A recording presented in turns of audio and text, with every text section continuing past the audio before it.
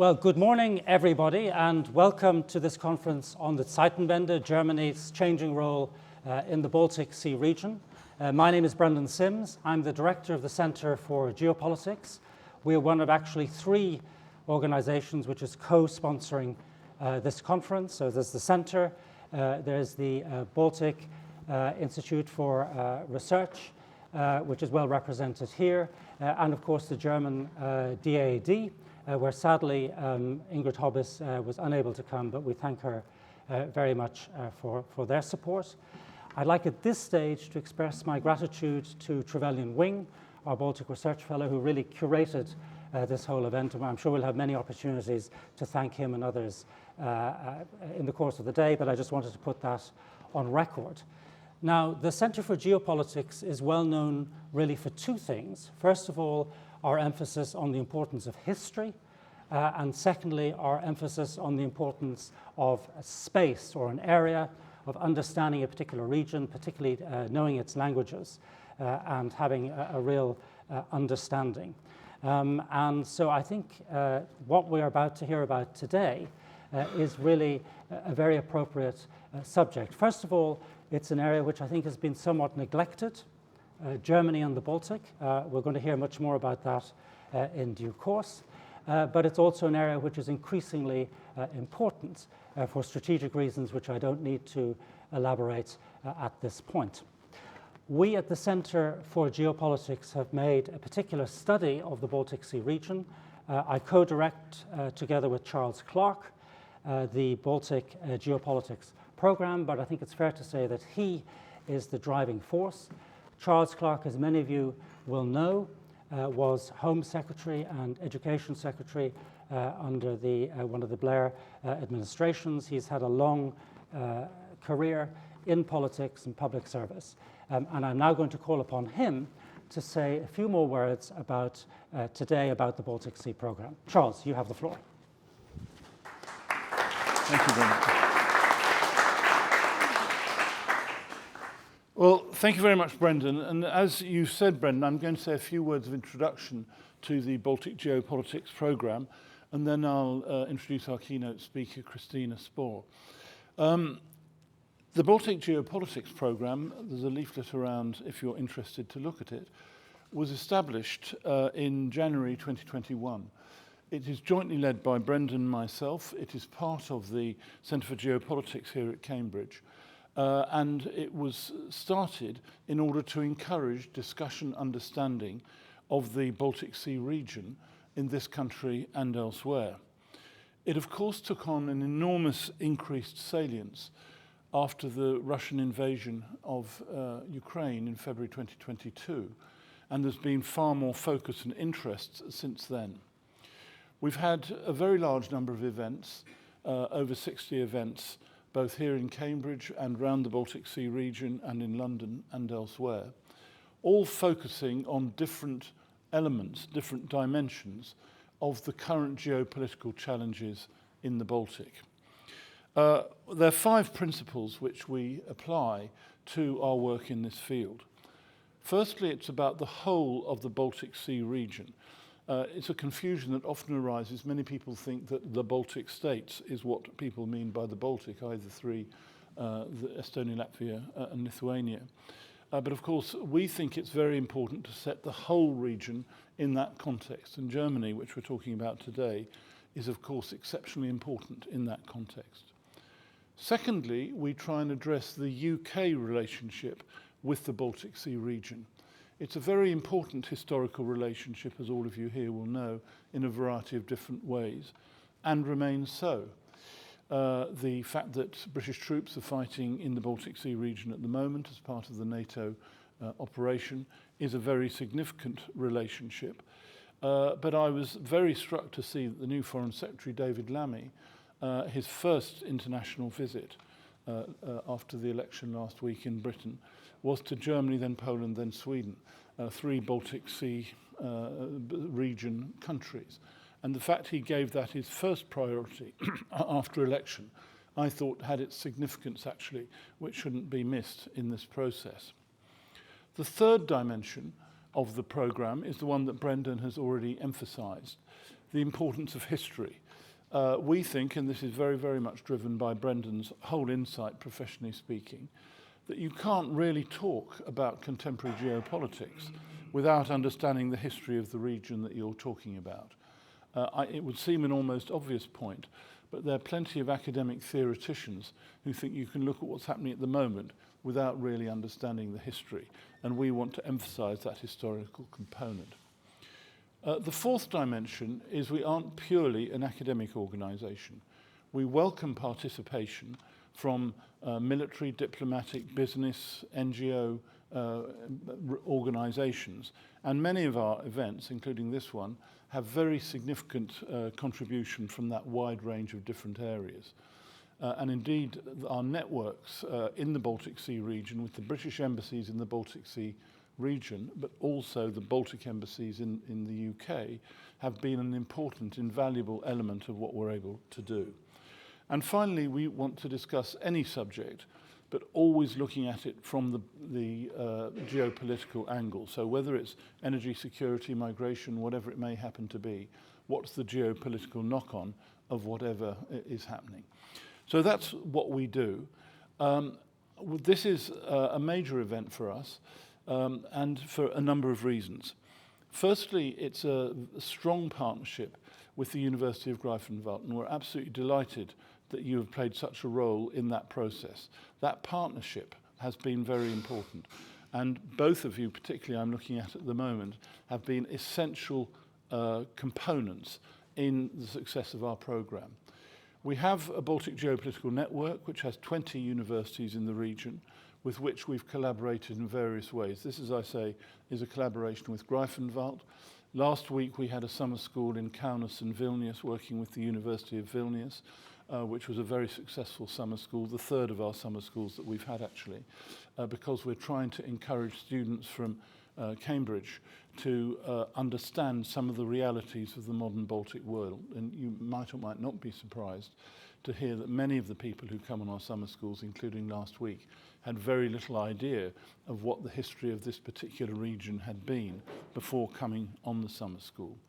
But also we have relations with a large number of other events.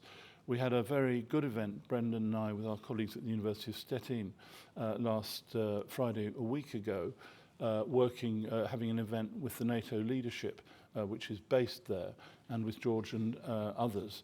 It was a very successful event. We've had collaborations of a variety of different types. We have a collaboration with the University of Tartu in September around the arts of survival, the challenge facing the small countries on the edge of Russia as Russia evolves, and that's supported by the British Embassy in Estonia. And then the week after, we have an event in Stockholm where we will be discussing these events with our people we work together with in Stockholm. So we're keen to promote this kind of relationship in a wide variety of different ways. We've begun to develop our academic strength. Our first Baltic Research Fellow, posing as a cameraman at the back of the room, is Donatas Kupciunias, who's been a tremendous asset to the programme and has organised a number of events, including a very successful symposium earlier this year about the impact of Ukraine in 2014 on events now and how that worked with the Baltic. But our second Baltic Research Fellow, Trevelyan Wing, we're delighted to welcome. He started earlier this year, and Trevelyan, as Brendan has rightly given him credit, deserves the lion's share of the credit for this event. Many of him, you will have interacted with him by email and so on prior to what's coming through. But we're trying to build our academic strength in a variety of different ways. Our ambition is to achieve a Baltic professorship at the University of Cambridge by next year. We've now got agreement from the main university faculty that would be part of, and all we have now is the small task of delivering the money. So any of you who have £5 million in your back pocket to endow a professorship, I'd particularly like to see you after this event.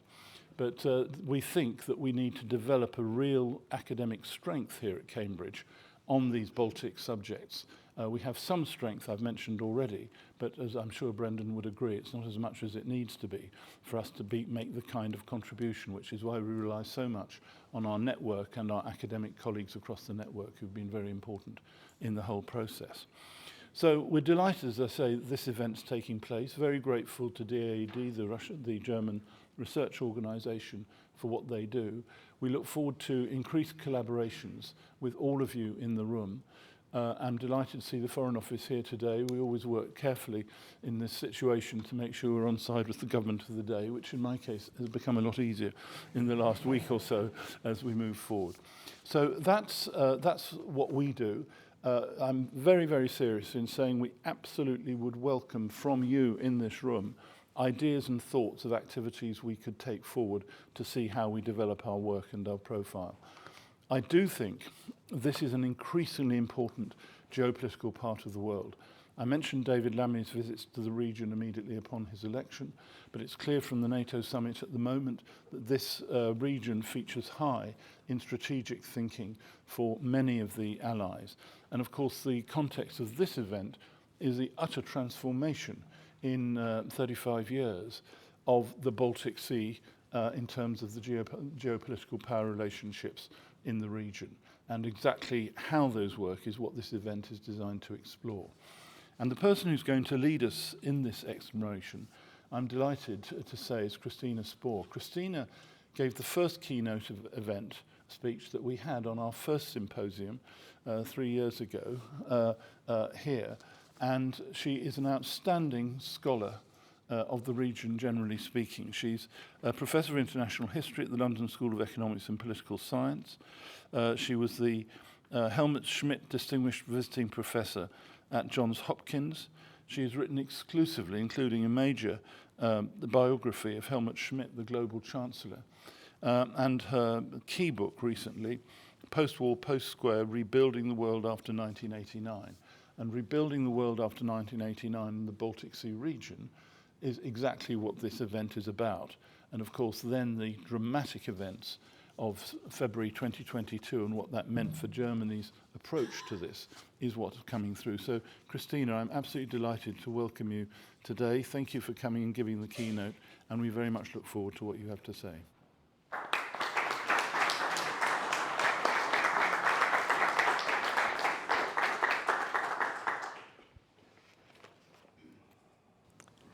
Thank you, Charles, very much for your kind words. Thank you all for coming, and thank you for having invited me to draw sort of the big historical arc for this one-day conference. So I'm going to talk about Zeitenwende, the Russia problem, and Germany's changing role in the Baltic, perhaps with a bit more focus in particular on the Baltic states and that eastern rim of the Baltic Sea area today. And I'm offering you a broad historical perspective. So in early May 2024, over 2 years since Russia began its war of conquest in Ukraine, and Olaf Scholz proclaimed a German Zeitenwende, the Bundeskanzler declared Berlin's firm resolve in defending the Baltic states against potential Russian aggression. His comments came on a visit to Lithuania, where Germany this April had begun to deploy 5,000 troops and civilians. To station such a military unit permanently outside Germany is a post-war historical first. Panzerbrigade 45, set to be fully operational in 2027, will consist of 2 combat troop battalions, 1 from Bavaria and 1 from North Rhine-Westphalia. Also present will be a scaled-up multinational NATO battle unit as part of the alliance's Enhanced Forward Presence, EFP force. The latter, under German command, first arrived in Lithuania in 2017. The Bundeswehr contributes 1,700 soldiers, which by comparisons to other EFP unit lead nations, so Americans in Poland, Canadians in Latvia, and the British in Estonia, makes them the biggest foreign presence in the region. These formerly rotational multinational battle groups were long awaited in the Baltic. for the first 13 years of NATO membership, in other words, from 2004 onwards, the only contact Balts had with Allied armed forces was during military exercises or the alliance's Baltic air policing mission. The recent push to strengthen EFP and Germany's future base in Lithuania reflect ambitious changes to the alliance's eastern force posture. Indeed, until 2022, NATO had, in an effort to appease a neuralgic post-Soviet Russia, abstained from stationing large permanent formations in a former Warsaw Pact terrain. Now, as we also heard last night at the Washington NATO Summit declaration, the focus has clearly shifted to deterring Russia from attacking its small Western neighbors, considered by Putin to be in Russia's historic sphere of influence. Now, Lithuania, the southernmost of the three small Baltic states, is also the most exposed to the southwest. It shares a sea and land border with Russia's exclave of Kaliningrad, home to substantial Russian combat forces, including the Russian Baltic Fleet and mobile nuclear-capable Iskander missiles. And to the southeast, it borders Moscow's close ally, Belarus, and sits above the high-risk Suwalki Gap. Germany's strengthened commitment to Lithuania comes in the wake of other intensifying defense links, reflected in Estonia's and Latvia's joint procurement of German medium-range IRIS-T air defense systems. This future common protection has been dubbed the Livonia Shield, after the medieval confederation created by the Teutonic Knights of Livonia in present-day Latvia and Estonia.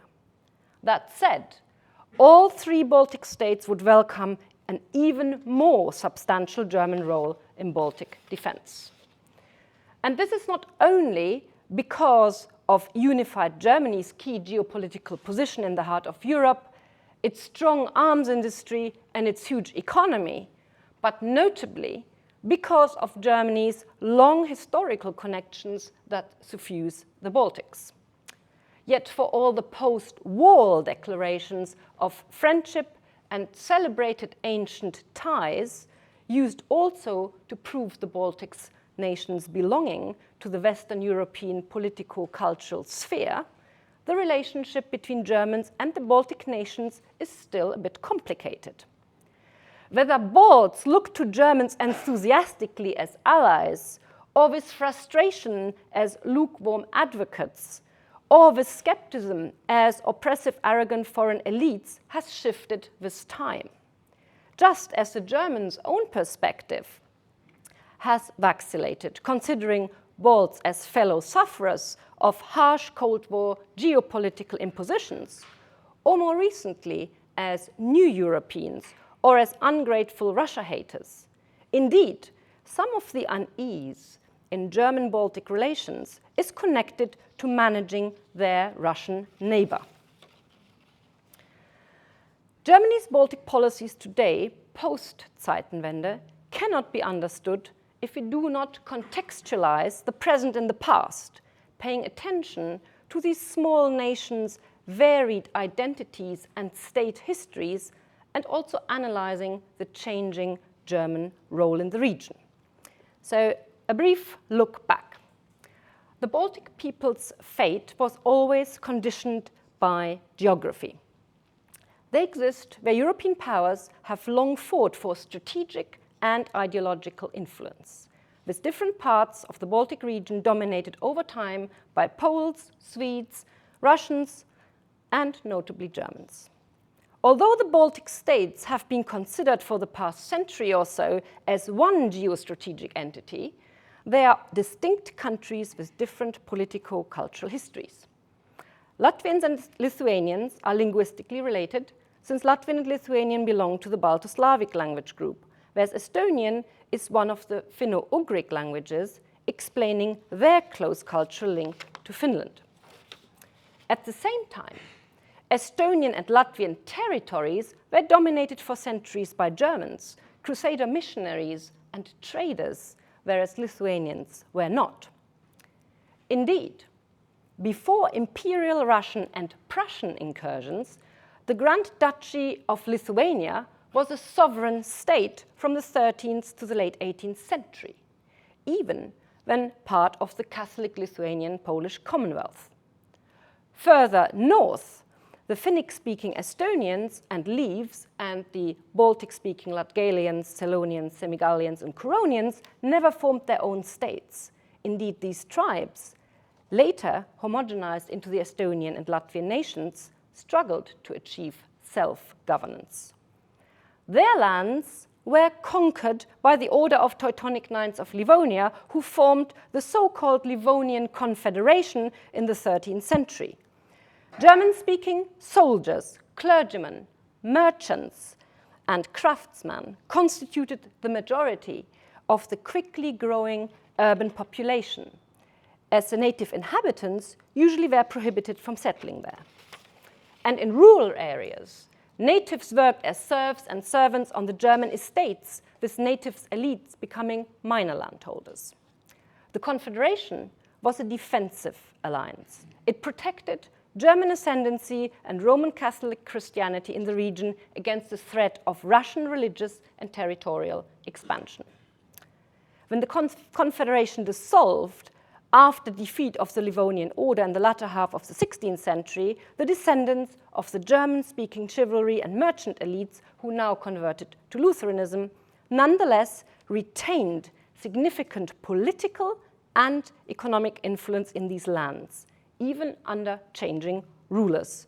Briefly Poland, Lithuania, then Russia, then Sweden in parts with the Danes from 1629 to 1721, before Russia took control of the region until 1917.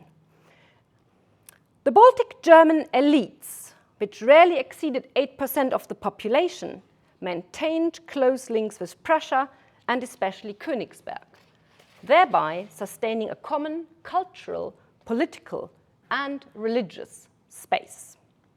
This German influence is evident in Estonia and Latvia in particular to this day. In the Hanseatic cityscapes and architecture, in the churches that bear the crests of former German noble families, and in the rural manor houses left over from the estate system of Baltic German barons, for example. During the 19th century, the abolition of serfdom brought new political rights and civil freedoms to native populations, leading, as elsewhere in Europe, to national awakenings. Interestingly, due to cultural Germanization being a signifier of upward social mobility, the first generation of Latvian and Estonian nationalists still communicated with each other in German. Only in the aftermath of the Russian revolutions, World War I, and the collapse of the German and Russian empires did all three Baltic nations for the first time emerge as titular states.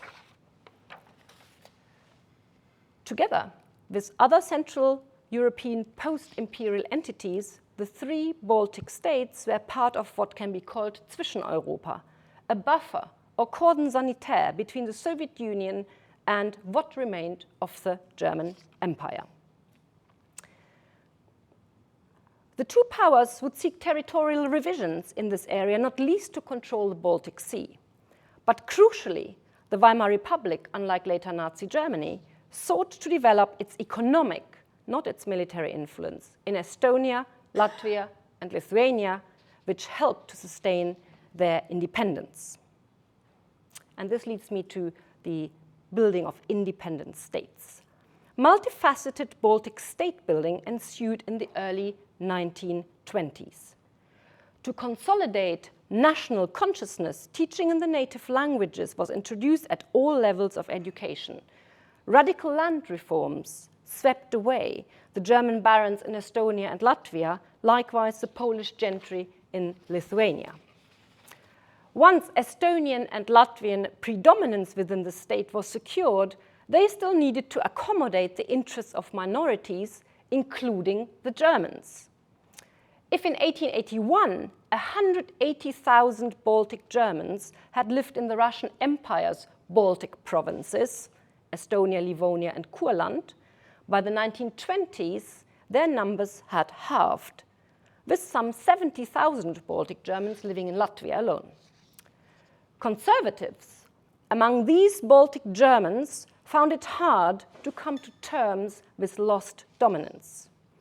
By contrast, a dedicated liberal grouping around Paul Szyman, a prominent journalist in Riga, pressed for minority rights in tandem with full recognition of the majority nation as the latter moved to construct and to consolidate a new Latvian democratic state. As Szyman saw it, the independence of the Baltic states and the maintenance of their democratic development is a precondition for any productive work in solving the Russia problem. The idea of minorities as a cultural autonomy was a Europe-wide goal, which is why Szyman prompted the European Minorities Congress to endorse it. He believed that just like religion, nationhood and cultural freedom was a purely private affair. The state should therefore have no right to interfere in the cultural life of its minorities. It had to become a national, a shared territorial space inhabited autonomously organized ethno-national communities. Szyman qualified the nation, a Volksgemeinschaft, as a spiritual community, a Gemeinschaft rein geistiger Art, which can never have the same powers as the state, which is the territorial community of fact, die territoriale Tatsachengemeinschaft. And this rational state should be confined to managing the general economic well-being and the security of its citizens. Szyman unsurprisingly denounced Nazism from its inception, seeing it as limiting the absolute sovereignty of states in the interests of building a future United States of Europe. Peace could only be ensured by political participation and protected minority rights. And in this way, and you might wonder what I've gone on about Szyman, because Szyman stood for a European unity in diversity. And it made this Baltic German one of the Vordenkers, if you so want, of the idea of Europe. In the economic sphere, Baltic state building involved modernization, industrialization, and implementing new currencies. And this facilitated a turn to the Western markets, though the region's export staples remained the traditional grain, timber, flax, and livestock. Weimar Germany and Britain emerged as the major Baltic trading partners, with this new triangle reflecting the Balts' ability to act freely from Russia and to integrate into Europe. The political scene, however, was very unstable in interwar Baltic arena. In all three Baltic states, multi-party coalitions were brittle and short-lived, and by the late 1920s, as all over East Central Europe, nationalist authoritarian regimes began to emerge. In this combustible atmosphere, the Baltic Three found it difficult to achieve a viable security cooperation. Estonia and Latvia were status quo powers, while Lithuania was locked in territorial disputes with Poland and had also a more elevated sense of its grand past. But all three, however, had one fundamental problem in common, and that is geopolitics. By the 1930s, their aspirations for neutrality were almost doomed to failure, as they were trapped between two assertive, rivalrous, and ultimately revisionist powers, Soviet Russia and from 1933, Nazi Germany. And so the fate of the Baltics was eventually determined by great power politics. First came the failure of talks for an Anglo-French-Soviet alliance against Germany during the spring and early summer of 1939, and then the surprise conclusions of the Hitler-Stalin Pact in August 1939 that was intended to regulate both powers' expansionist aims. Crucially, the secret complementary protocols to the pact handed over the three Baltic states together with Finland and Eastern Poland to the Soviets, while Western Poland would be left to the Germans. In September 1939, the Poles were gobbled up by the Third Reich and the Soviet Union. The Finns resisted the USSR in the Winter War of 1939-40 and maintained their independent statehood in the Continuation War 41 to 44, albeit with heavy territorial losses. By contrast, the three Baltic states, with their policy of what an Estonian historian has called silent submission, allowed a swift Soviet annexation in June 1940 as Stalin implemented his part of the 1939 pact following the fall of France at German hands. Hitler, though, had no intention of adhering to the pact and its protocols. Germany eventually attacked the USSR in 1941, and consequently, the Balts came to experience a double occupation during World War II. First, Soviet rule until June 1941, and then German control until the spring of 1944. The Red Army's Baltic campaign in 1944 brought them back into the Soviet orbit. And this time, Soviet annexation occupation oder Annexionsbesetzung continued beyond war's end. Indeed, the Kremlin treated the three states as perpetual constituent republics of the Soviet Union. After 1945, Estonia, Latvia, and Lithuania were absorbed fully into the Soviet Union, and Stalin soon pursued relentless Russification. By then, the Baltic region's ethnic composition had already significantly changed, in fact, in two ways. Most Baltic Germans followed Hitler's Umsiedlungscall to the newly German-occupied Polish territories in the fall of 1939, or they left as part of the 1941 Nachumsiedlung into the Altreich. And Litauen-Deutsche too, who, unlike the Baltic German barons, were descendants of the 19th century East Prussian peasant settlers, now joined the process of Aussiedlung. 7 centuries of Baltic German presence thus ended in World War II. And while in the eyes of some, this shift in social elites reflected a significant cultural and economic loss, others welcomed this German outflow as symbolizing freedom from long-term dominance by a privileged upper class. And there was a further exodus from the Baltic in 1944-5. This time of native Estonians, Latvians, and Lithuanians who feared renewed Soviet rule on the back of the experience of the first Soviet occupation in 1940-41, when thousands of Balts were deported to Stalin's Siberian gulags or executed or imprisoned by the NKVD at home.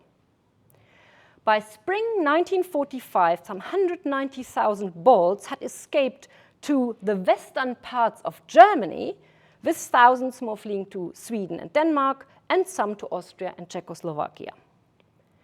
Among those finding refuge in Germany were also criminals and prominent Nazi collaborators who tried to cover up their participation in the German occupation and the extermination of Jews.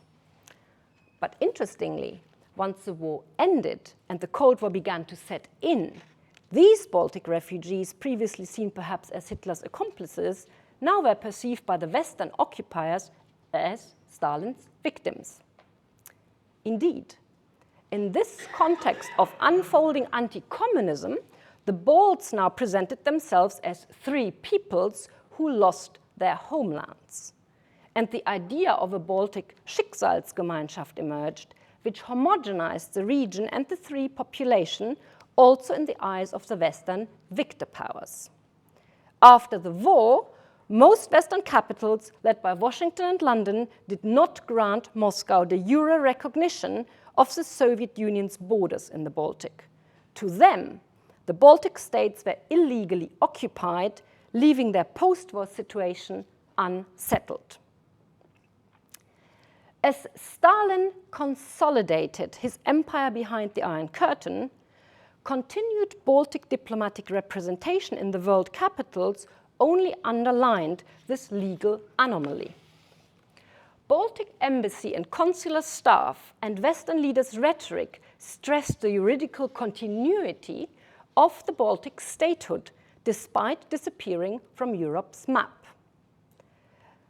There was also nowhere for Baltic displaced persons to be repatriated to, lest they be sent to the Soviet Union, in other words, behind the Iron Curtain. And so many Balts left German DP camps to start new lives in the UK and in the US, but also Canada and Australia. Throughout the Cold War, re-establishing Baltic independence and German unity remained linked, unresolved legal problems. The central assertion of Estonians, Latvians, and Lithuanians that despite the events of 1940, the Baltic states had never lost their status as subjects of international law. But the German question was more complicated. Germany was the defeated aggressor, and the victors redrew the map and occupied Rump Germany and Berlin. Pomerania, Silesia, West Prussia became part of Poland, while East Prussia, Kaliningrad fell to the USSR. And the absence of a peace conference on Germany and the victor powers' internal disagreements over the future nature of a unified German state highlighted the provisional nature of all decisions made regarding Germany. So by 1949, the country was divided into a communist eastern and a capitalist democratic western half. West Germans kept insisting on the right of all Germans to self-determination and the peaceful revision of borders to change the status quo, while the East sought de jure recognition of the post-war territorial realities. Fast forward to the Helsinki Final Act of 1975 in the era of East-West détente, and here it was referred to the people's right to self-determination, and at the conference, the openness of both the German and the Baltic cases was explicitly mentioned. Meanwhile, in the context of 1960s decolonization, Baltic activists in the United States had launched their Baltic appeal to the conscience of the United Nations, hoping to keep the Baltics' plight alive. But everyone knew. Ultimately, the key to the resolution of the Baltic and German questions lay in Moscow, in other words, our Russia problem. Indeed, the two questions only reappeared on the top of the international agenda in the turbulent Cold War endgame. Following the peaceful 1989 revolutions across Eastern Europe, Germany unified surprisingly quickly in a well-managed, relatively small 2+4 process without a huge peace conference. There was no return to the borders of 1937. East joined West, and a unified sovereign Germany was codified by the Eastern Oder-Neisse line. Fixated on German unity, and despite full awareness of Germany's moral burden regarding the Balts' fate, Chancellor Kohl was rather hesitant to express all-out support for the Baltic people's drive for independence amid political and economic liberalization in the Soviet Union. Kohl did condemn the Soviets' bloody crackdown in Lithuania in 1991, but ultimately, like the leaders of the US and UK and other Western leaders, stuck to the Cold War legalistic rhetoric. Given Germany's role in the making of the Hitler-Stalin Pact and its own application of the right to self-determination over reunification, the Balts were not best pleased that the Chancellor clung so long to Gorbachev and Soviet cohesion in the name of international stability. Baltic independence was only re-established in the context of the failed Moscow coup against Gorbachev in August 1991. By then, the Soviet Union was obviously on its last legs. And once Yeltsin's Russia and Ukraine opted out, the Soviet Union finally collapsed at Christmas 1991. So despite the euphoria of new beginnings in now post-war world, German-Baltic relations remained ambiguous. Yes, Balts and Germans could look back to a deeply intertwined history across centuries. But Germany's self-consciousness, Baltic existential anxieties, and the perennial Russia problem deeply affected German-Baltic engagement. That there was an obvious power asymmetry between Germany and the Baltic Three only added to mutual unease. Unified Germany certainly supported all three Baltic states' transformation efforts from Soviet socialist republics into blossoming, sustainable capitalist democracies that fit within the institutional West, EU and NATO. Germany even declared itself the Balt's advocate, der Anwalt der Balten, though such enthusiasm originated less from the Chancellery than from individuals in the Foreign Ministry with often Baltic German heritage. Still, Germany offered comprehensive bilateral assistance touching law and justice, government and administration, economics, especially monetary politics and privatization, security, police and border guards, and environment. Multilaterally, Germany actively helped the Balts enter not just the CSCE and the United Nations, but it also eventually helped with the EU and initiated the Council of Baltic Sea States. On hard security, Germany appeared reticent. There was an unofficial arms embargo placed on the Balts, especially on former East German NVA material deliveries that could only be supplied without armor. And desperate not to provoke Moscow, not least because Germany and the Balts had to deal with the drawn-out Soviet troop withdrawals, Chancellor Kohl conducted a clear Russia first policy. This was in Germany's national interest, albeit much to the chagrin of the Balts and even to some in the German Foreign Ministry. Kohl believed in his personal ability to help Yeltsin stabilize post-Soviet Russia with his Deutschmark diplomacy, ideally integrating it into the international networks and fora such as the G7, thereby improving political predictability. Meanwhile, he calculated that Germany's own geopolitical position would become more secure if NATO included Germany's immediate eastern neighbors, Poland, Hungary, and the Czech Republic. He was much less keen to discuss Baltic NATO membership due to Russian sensitivities. This and the slowness of EU access talks frustrated the Balts, who were much more suspicious of Russia, running counter to the big Western powers' belief in Russia's westward turn. Estonian President Lennart Meri kept warning of Russia's volatility, especially because Germany's post-war Baltic policies appeared to be hostage to the Chancellor's Russlandpolitik and the apparent return to a German-Russian Sonderverhältnis. Kohl's style of diplomacy, cultivating his Männerfreundschaft or Saunafreundschaft with Yeltsin in Baltic eyes, only made things worse. But in the event, the three Baltic states did join EU and NATO in 2004. They focused on close alignment in the domain of security with the United States and on territorial defense. But they never stopped worrying about Russia, especially once the chaotic Yeltsin era was over, when law and order never set in, when democracy was stillborn, and there had been economic chaos. For them, with security their number one priority, they warily followed the re-emergence of a strong Russian security apparatus, wondering what this would mean under a new president called Vladimir Putin, who never accepted the loss of the Soviet near abroad. Successive German governments, genuinely believing in their ability to foster change through trade, Wandel durch Handel, and hopeful for a German and EU modernization partnership or Modernisierungspartnerschaft with Russia, saw things differently. In 2003, Germany's defense guidelines stated as follows: at present, and in the foreseeable future, there is no conventional threat to the German territory. Traditional national defense against a conventional attack, which previously solely determined the structures of the Bundeswehr, no longer corresponds with the actual security policy requirements. The capabilities that had been kept available solely for this purpose are no longer required.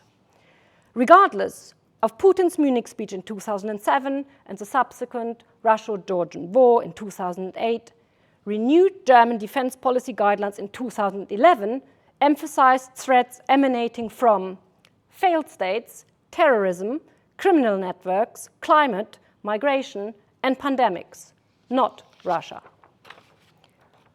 Focusing on crisis management abroad led to the significant reduction of military equipment for conventional defense and the suspension of conscription. At the same time, security in Europe, Germans believed, was only possible with, not against Russia. And so Germany kept measuring its allied commitments against the objectives of its Russland politic and its economic interests.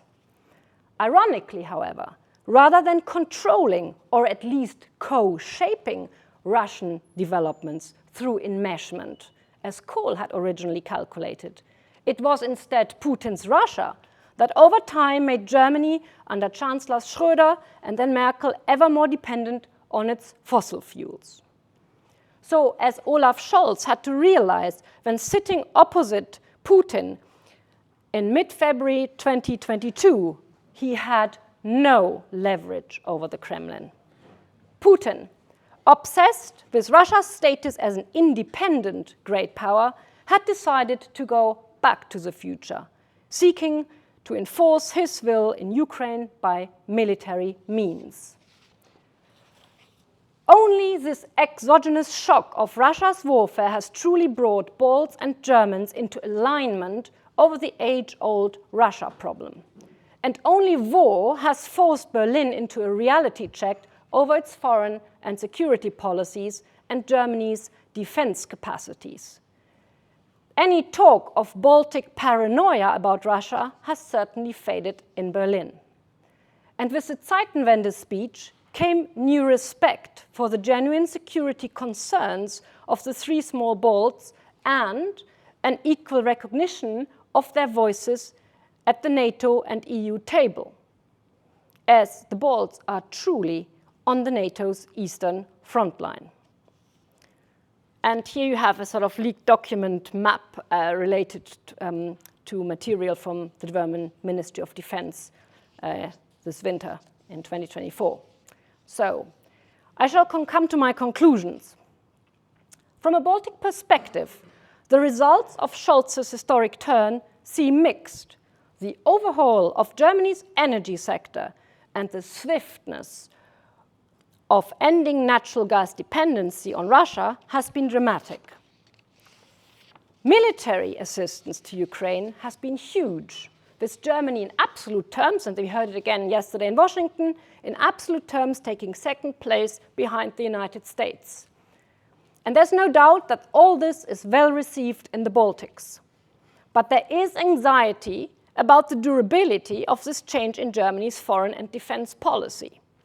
There's also concern over the real state of Germany's armed forces, the Bundeswehr. Moreover, compared to the much smaller and more agile Baltic bureaucracies and militaries and Germany's procedures, they are seen by the Baltic military and top brass and policymakers as too slow and cumbersome. Still, close engagement is much desired, and public opinion, interestingly, towards Germany is certainly very favorable. And a stronger German military that can defend itself and its allies, including the Baltics, is certainly welcomed, not feared. In this light, the most recent visits of Chancellor Scholz to Lithuania and Latvia in May, underpinning the plans for Germany's Panzerbrigade, sent a truly positive signal about Germany's commitment to Baltic defense and security. This is something Chancellor Kohl never did, and which led President Mary's outburst reprimanding the Chancellor for his apparent belief that the Reichsautobahn went directly from Bonn via Berlin to Moscow. But the Balts do matter, and they have reminded the Germans more than once that Baltic security is intrinsically linked to German and European security at large. Thank you very much.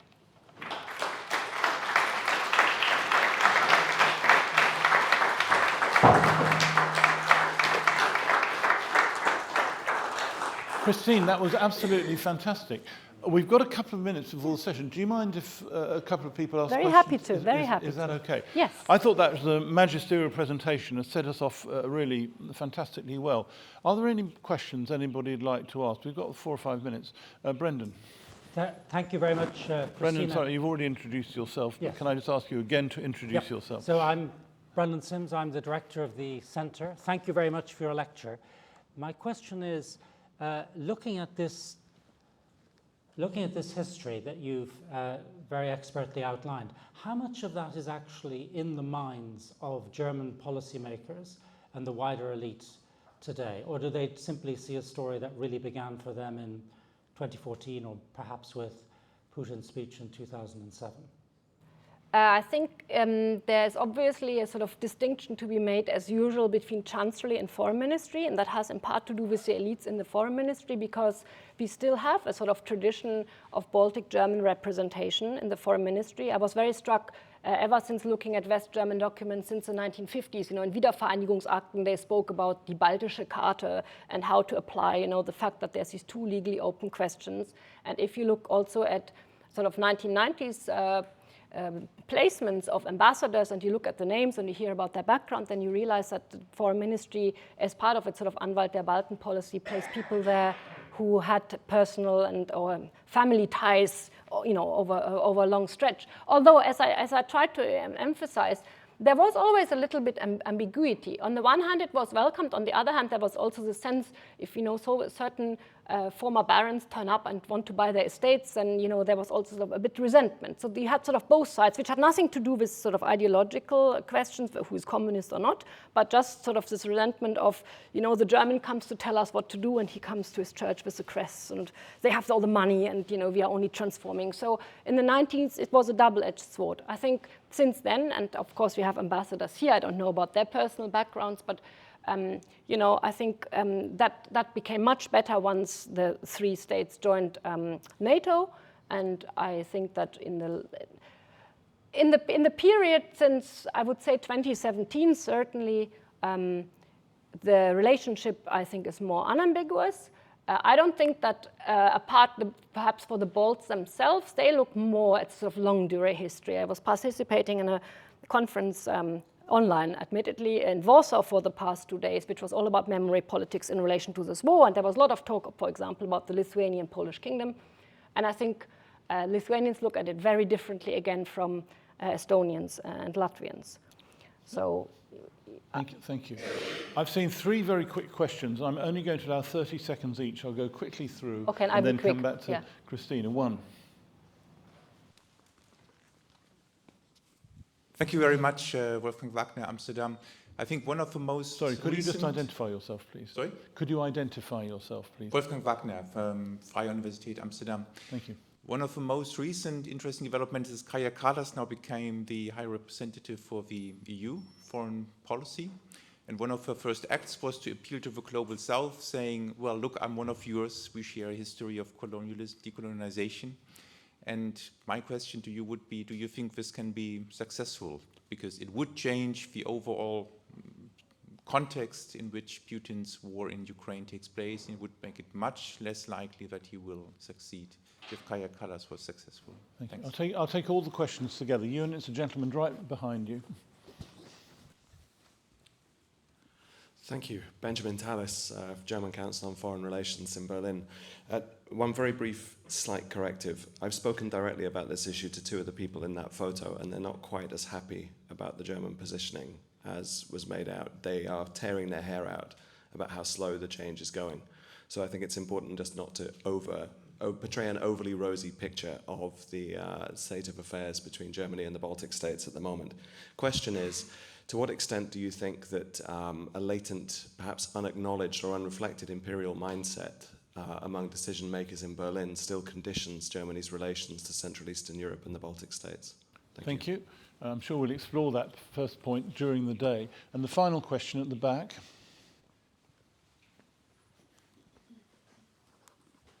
Thank you. Nicholas Wright, UK Foreign Office. That was a fascinating talk, so thank you very much for that. Just to pick up one of your final points, you noted that the Baltic states are concerned about the durability of Zeitenwende. Are they right to be concerned? So final points. Final points. Christina. Okay, on decolonization, I think even the Balts themselves are actually divided whether they like to use that phrase. I mean, I showed you this picture from the 1960s, which was to sort of get the UN's attention, but they didn't see themselves ever as seceding from the Soviet Union in the sense that, you know, others were seceding from colonial powers. They always said it's about the re-establishment of independence of illegally occupied states. So actually the starting point is legally already very different. And so today there's a lot of debate, you know, how to get across from the Balts' perspective that what they feel is Putin's imperialistic policy. But whether decolonization is the best lens to look at in the sort of wider context, I think there's a lot of debate, as I discovered also yesterday in Warsaw. Then I was asked about Germany's imperial pretensions and whether I drew a rosy picture. Well, I said, I think very close to the end, that, you know, the Balts are very frustrated by the speed of what the Germans are doing. Also, there's big differences within the NATO alliance. You know, when we talk about aid to Ukraine, what does it actually mean? Is it enough? Is it just to help them survive? Is it not really helping them to win? Which is, of course, also a debate in the United States. With a caveat that, of course, nobody wants to put boots on the ground. Actually, nobody does.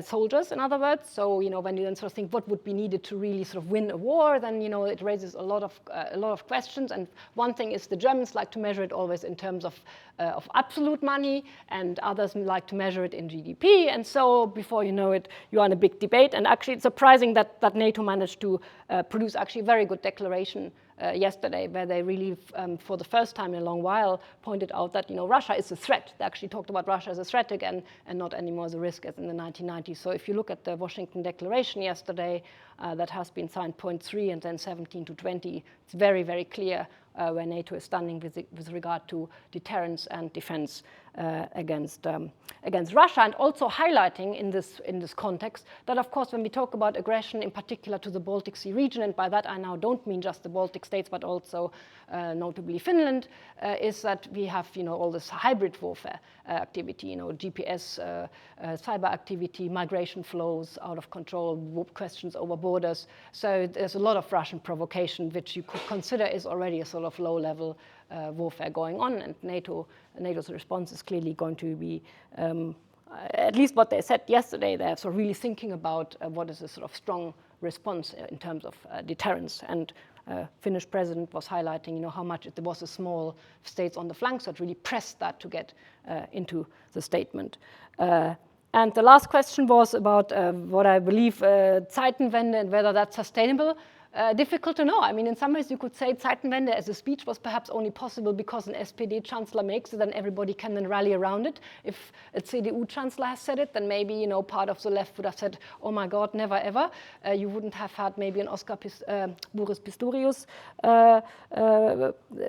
character making the statements he makes. I'm not a futurologist, so I think in terms of this question of, you know, has Germany imperial ambition still in the region, or that in view of that history, I think the problem with Germany is actually exactly the opposite. And you could say that, you know, the Zivilmacht idea and the pacifist wings in certain segments since post-war 1945 has been so strong that actually Germans find it very hard to think about what does it mean to take responsibility when it comes to conventional defense measures. And you see this over this whole conscription debate, you know, should it be brought back in one form and then it's watered down, and how is the money being used in the Sonderfront and so forth. So I think we have to watch the space, but we have an election in a year's time as well, so much can change again. Christina, that was fantastic. Thank you all very, very much indeed. Christina, thank you for what you've done.